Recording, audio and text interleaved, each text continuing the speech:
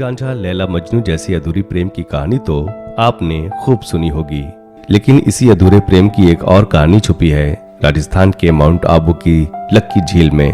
और ये अमर प्रेम कहानी है रसिया बालम और कुंवारी कन्या की, जिसे बीते करीब 5000 साल हो चुके हैं।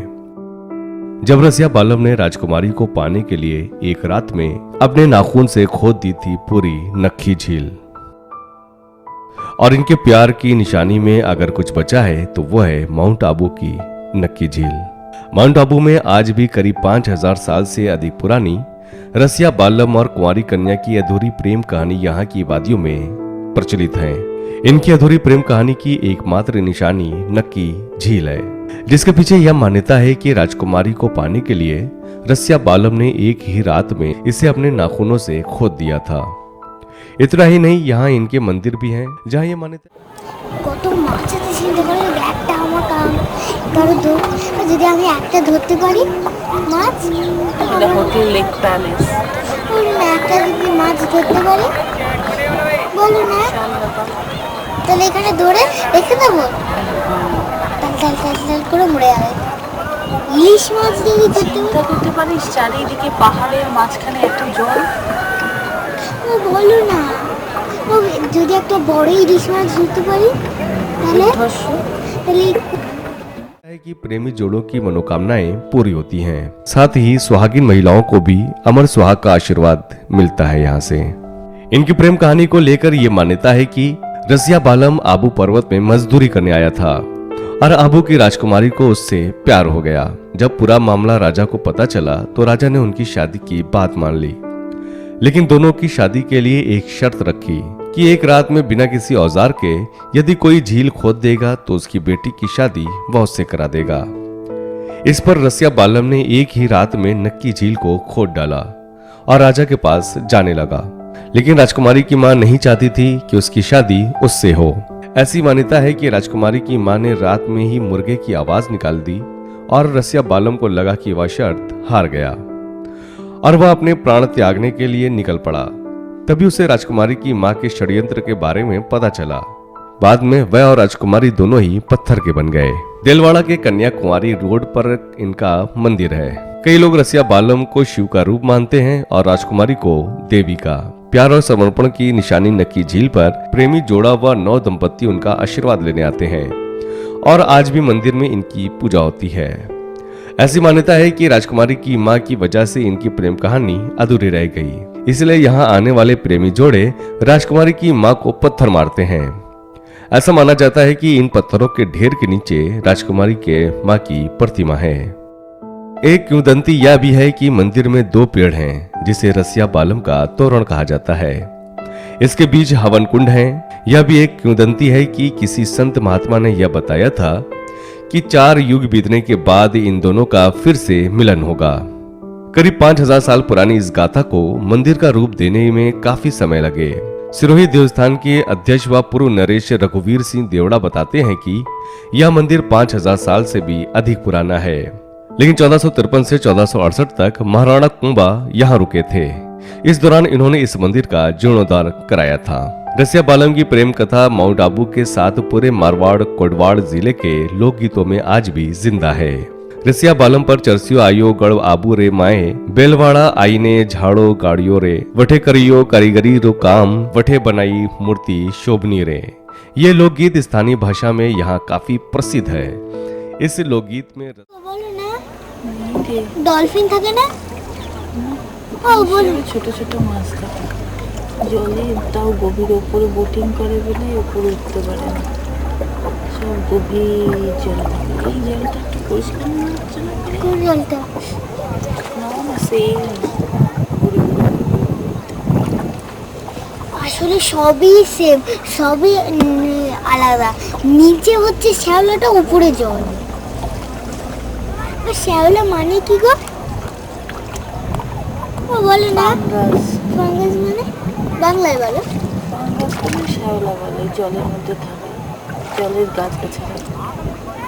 মানে কি দিয়ে তৈরি হয় এগুলো? বলে না এগুলো কি দিয়ে তৈরি হয়? গাছ, এগুলো বুড়ো বুড়ো হয়ে যায়, গাছগুলো জলের মধ্যে থাকে। এগুলো গাছগুলো ঘুরে ঘুরে হয়ে যায়। মাছ খায়, হ্যাঁ।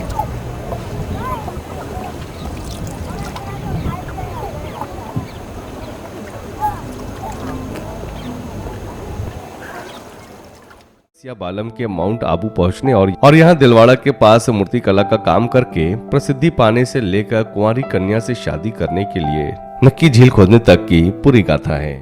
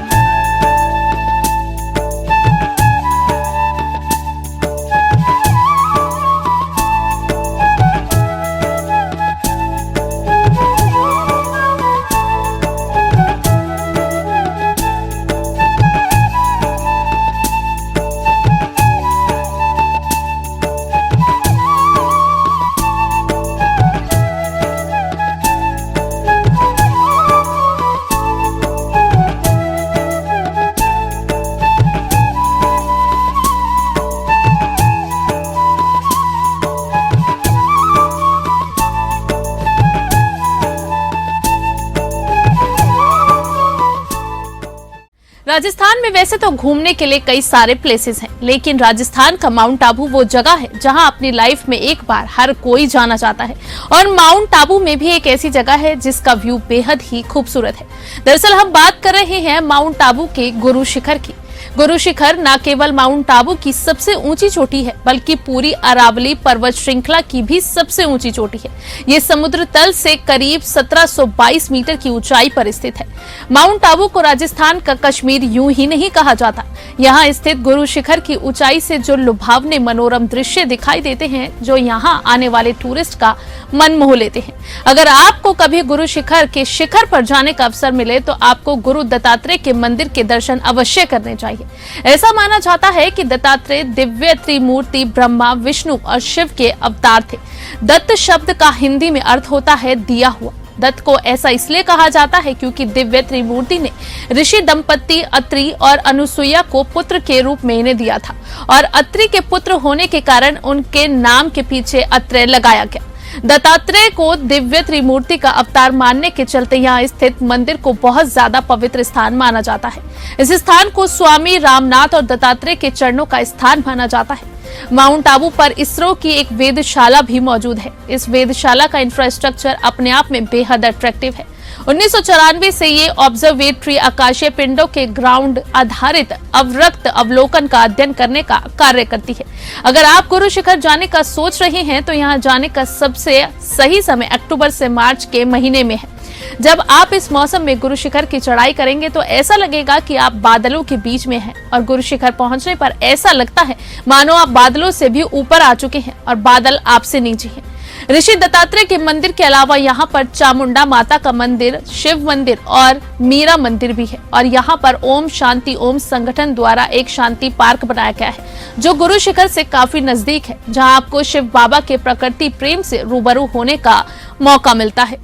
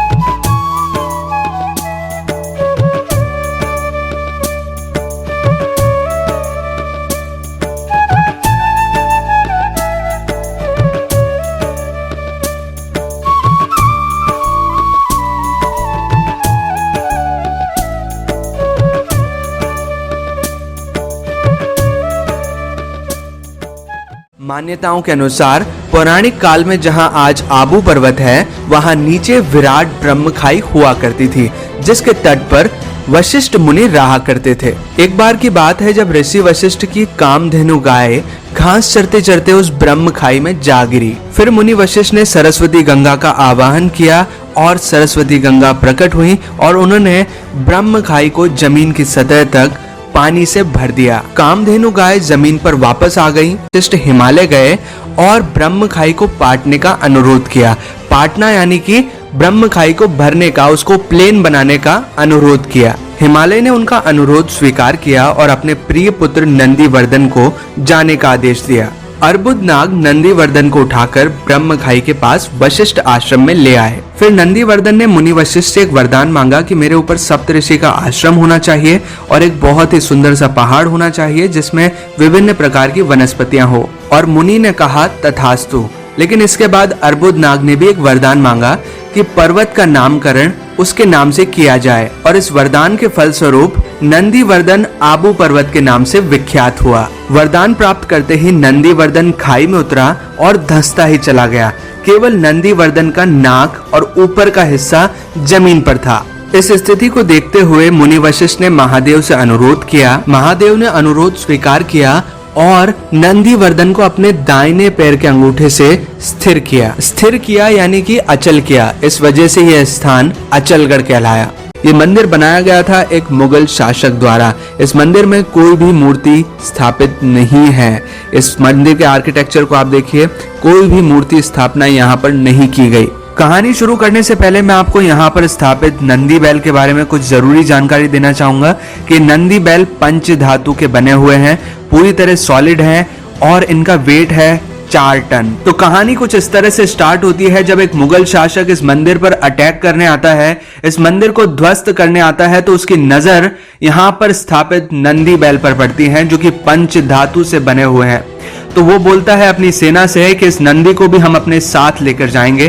तो सेना को आदेश देता है कि इस नंदी बैल को उखाड़ो और हम अपने साथ लेके चलेंगे। तो सेना के कुछ लोग नंदी बैल पर भाले से प्रहार करने लगते हैं नंदी बैल को उखाड़ने के उद्देश्य से। लेकिन भगवान शिव के प्रकोप स्वरूप नंदी बैल पर जब एक होल होता है उस भाले से, तो उस होल से, उस छेद से कुछ ऐसे जहरीले भंवरे निकलते हैं, कुछ ऐसी जहरीली मधुमक्खियां निकलती है जो कि सेना पर धावा बोल देती है। सेना डरकर भाग जाती है, लेकिन जो मुगल शासक था वो भगवान से प्रभावित होकर इस मंदिर को ध्वस्त करना रोक देता है और यहाँ पर एक मंदिर का निर्माण करवाता है जो अभी हमने आपको दिखाया।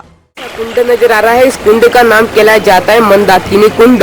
वो नहीं जो आपने फिल्मों में देखी है मंदाकिनी, राम तेरी और गंगा मेली में, ये वो वाली मंदाकिनी नहीं है। ये जो रावण की पत्नी मंदोदरी थी उसके नाम से इस कुंड का नाम है मंदाकिनी कुंड। ये सतयुग के टाइम में पूरा कुंड देसी घी से भरा रहता था। इसके आमने सामने किनारों पर छोटी छोटी चौबड़ियां नजर आ रही है। इनके अंदर ऋषि मुनि लोग तो बैठ करके इसी कुंड का घी लेकर के हवन क्या करते थे, तपस्या। जो वहाँ पर मैं तो सामने आपको पत्थर के रूप में 3 भैंसे नजर आएंगे, 3 पाड़े।